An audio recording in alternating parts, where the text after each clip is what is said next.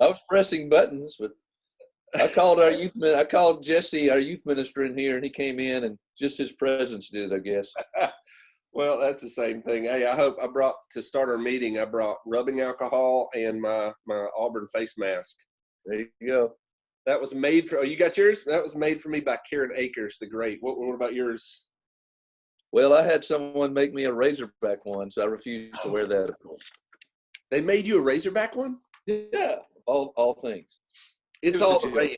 I went into Walmart the other day, and I'm passing by, and somebody has it's got little tigers on it, but the Auburn sign. And so this guy, this redneck fella, he's got his on just like this. He approaches me. He says, War Eagle. I said, War Eagle. He goes, where'd you get yours? I said, oh, lady at church made it. He goes, check mine out. Mine has all. And I was like, bro, you have just violated. You are breathing in my face. He's well within 6 feet, but I thought that was pretty funny. They just figured, some Auburn love that could handle the virus. We're not the brightest fans in the world. I ask you, what is behind you? What is that behind you? So everybody, it's funny. I did one Zoom call, and my head was right here, and one of the Gateway members was saying that I was Steve Martin from the stand-up show with arrow through his head. So my brother-in-law was a missionary to China, and one of the places that he went while he was in college and he did mission work in Indonesia. And so he brought me back a blowgun. So in this thing, I'm showing this now. Gateway people are going to know that I have actual blowgun darts in my office. I have it in here in case a counseling session goes awry. But do some damage. I could do. So what's funny is the guy who's working with us to help us build this building. He saw that, and he asked the same question. He was in here the other day, and he literally brought me a big dartboard that I could put on my wall. And I was like, so I'm passing the time blowing darts into the wall. I haven't put it up yet. It's sitting over there in the corner. So you guys are in your new offices, right? Yeah, the new temporary offices. So we're in the building that's going to become the children's and youth facility.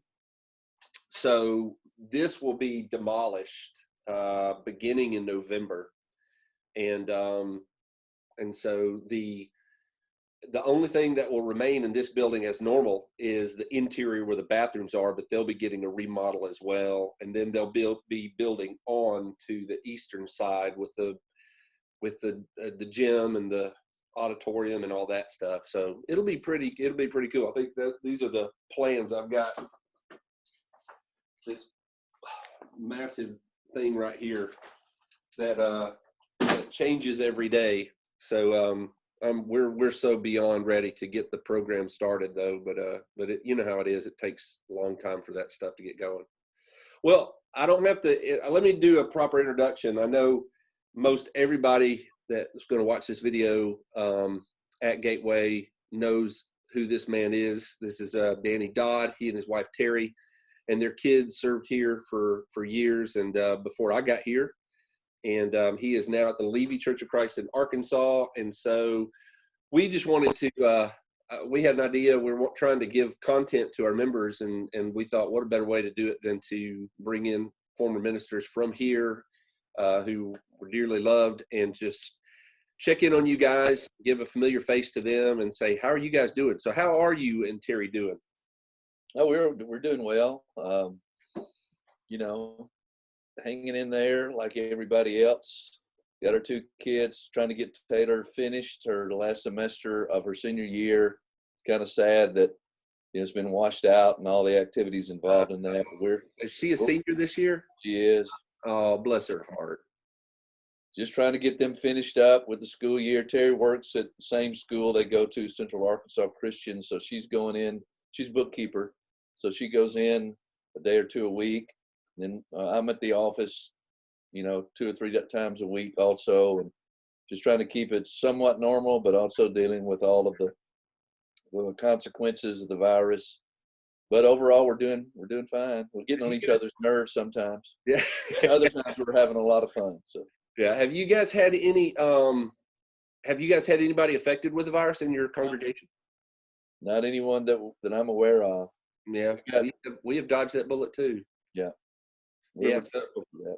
How has it changed the way you guys are doing business there? Like, when did you guys make the shift to online, or have you done that? I assume you have. Yeah, we made it pretty early on. I think yesterday was our 5th Sunday doing live stream.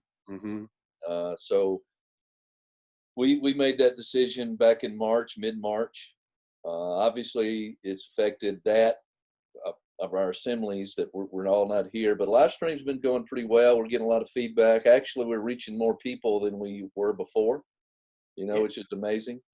it Uh, is. and and we're doing a lot of Zoom like this. Our small groups and different groups within the church are using this technology to meet regularly. The group I'm in, we meet both Wednesday and Sunday nights just to visit and have a devotional. All ministry wise, obviously it's limited what we've been doing out of the office. Officially, we kind of reduced the office hours, but we're still here every day. One staff member takes a day and rotates that, and then the rest of us can come in and out when we need to. So that's what we've handled that. We've got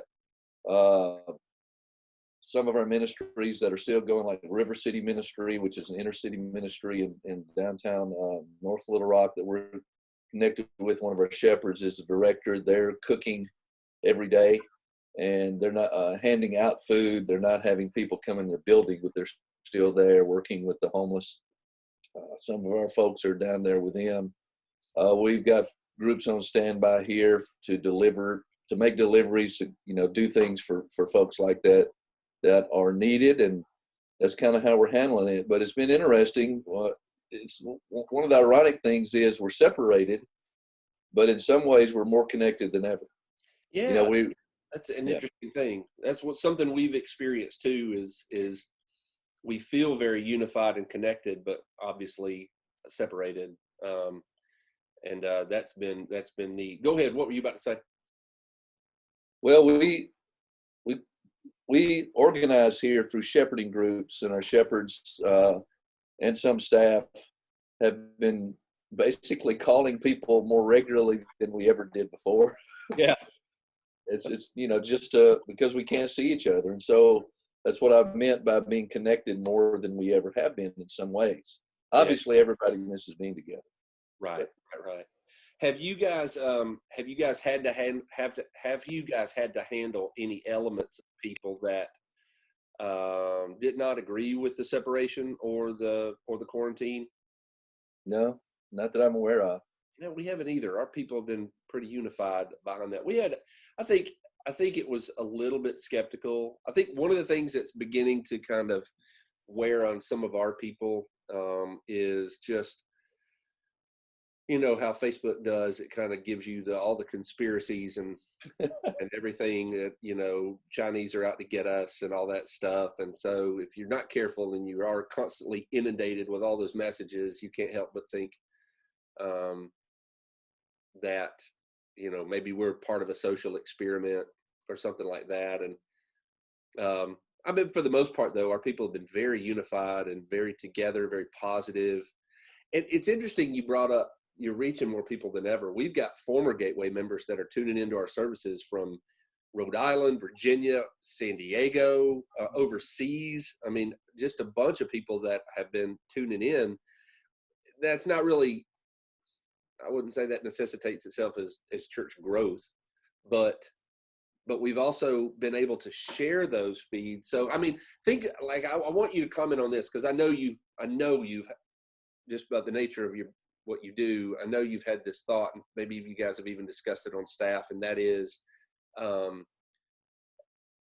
what do you think the church is learning in this curve that we're experiencing now? Well, I do think that obviously we're learning the benefit of technology more than ever. And for us, we had live streaming of our Sunday worship just as a part of what we did. But I think now we're learning to appreciate the reach of that even more, and we'll think more intentionally about that as we go forward. Yeah. And also, we've been doing a lot of social media for our Facebook group, our Facebook page, and it's been really well received. We sort of have a variety of things that we do. It's mainly for our church. Some of it we make public, most of it probably not, but that's been very effective. And I've been thinking, hey, why stop? Yeah. Why should we stop doing that? Why didn't we do it before? Why stop once this is over with? So that's some things that we've learned. And I think also one thing I've learned is this is personal, and I've heard this, other people say the same thing. I've learned to even more deeply appreciate what the assembly is and being together. You know, Jeremy, we're preachers, right? We're always pounding on folks. Come to church, come to the assembly. Right. And now there's something behind that, I think. I think that people can actually have experienced that. And I can't tell you the number of folks who've said to me over social media, on the phone or whatever, man, I can't wait. I can't wait to get back. It's going to be more meaningful. I don't know why I've neglected it like I have. Sometimes, made these choices not to go. And so for them in their own, processing all of this, coming to appreciate more the privilege of worship together. So I think that's all good. It's awesome. I tell you, one of the things that I personally miss more than anything, and it's and you may experience this too, but I don't like taking communion live stream. Yeah. I don't like it. And it's not because I don't think it works. I don't think we're not taking communion, by doing that, but it feels, when you're not in a community, it feels so, I don't know, table less. And so, but for us, I think that might be unique for us, because I think some of our church people have enjoyed taking that as a family, but obviously Seth and myself and Mixon and one elder, we're right here. I get it. So we're kind of like missing that togetherness aspect of the communion, and that's been really weird. And you have to Go ahead. It has been weird. We had one time, I think it was his second Sunday. I don't remember now, but of course I never think about setting this thing up, right? I never think about setting communion up. That's not right. So we're all sitting there, like the six of us that are there getting ready. And so the guy who's leading the communion says, this is like 2 minutes before we're set to go. He's like, so I guess I get the trays and stuff. What did I do? And I looked around. I had to run, and I couldn't. All I could do was find the portable ones, and I reached in and grabbed a handful of those out of the box, and it was hilarious. We laugh because it's been 5 weeks for us too, and we get right up to live time, and we forget those elements every time. I'm like, oh, we got to get the elements. And we had one time, I think it was week number 2, where I was about to lead communion, and I looked down and realized I did not have it with me. And so Mixon luckily was able to cut screen, and so I could sprint and get it and then come back and lead the communion thought. But it's pretty funny. Seth is wanting to do a behind the scenes comedy video about what it looks like me preaching in a shirt and tie. Let's be honest, that never happens. But a shirt and tie and then shorts on underneath, because it always gets us from here up. But we've enjoyed. The other one I got was, do you enjoy sitting and preaching? And I was like, I actually kind of do. It's nice. I like sitting down because it keeps me still and focused. So I've had to get used to that dynamic. I'm too much of a walker when I preach. Another thing I wanted to touch with you is, you have had your hands in missions for a long time, and I know the Levy Church of Christ is a great sending church for support of foreign missions, and this has to have affected many of the missions you guys support across overseas and everything. How are your churches that you guys support doing? For the most part, they're doing okay. Of course, I'm more in tune with the Lithuania churches, but we're also getting reports from the other churches that we support, missionaries, and they're requesting our prayers. dealing with similar situations, obviously, and scrambling and trying to figure out how to minister and what to do. But I haven't heard any horror stories. I've just heard good reports and same kind of struggles that we're facing. I know that some tough decisions are having to be made. For instance, we do the family camp in Lithuania that brings together missionaries from 14 or 15 different countries, and I'm getting feedback from them currently on whether we're going to be able to have it or not. Yeah. Travel restrictions are still over there, still here, and still over there. So I'm going to have to make a decision on that pretty soon. I think that's some of the consequences that we're going to be dealing with as a result.